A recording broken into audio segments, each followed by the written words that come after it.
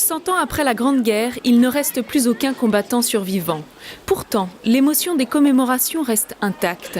Comme ici, dans la ville d'Elancourt, où des élèves de CM2 ont rendu hommage aux poilus à travers la lecture de leur mémoire.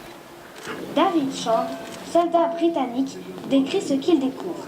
Il y avait là, dans le fossé, 200 à 300 hommes allongés. Certains se tenaient la gorge. Leurs boutons en cuivre étaient verts. Leur corps était enflé. Il y en avait qui vivaient encore.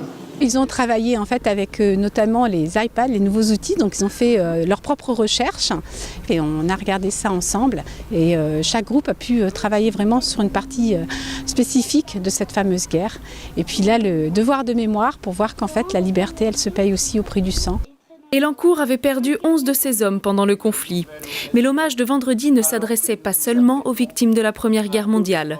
Beaucoup, dans l'Assemblée, pensaient à Fabien Jacques, le militaire trappiste tué au Mali il y a 10 jours.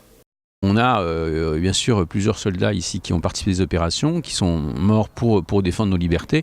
Il faut le rappeler, c'est ça aussi la solidarité. 17 millions de morts pour la Première Guerre mondiale, 40 à 60 pour la Seconde. Des chiffres vertigineux qui nous rappellent chaque année que la paix a été obtenue à grands frais.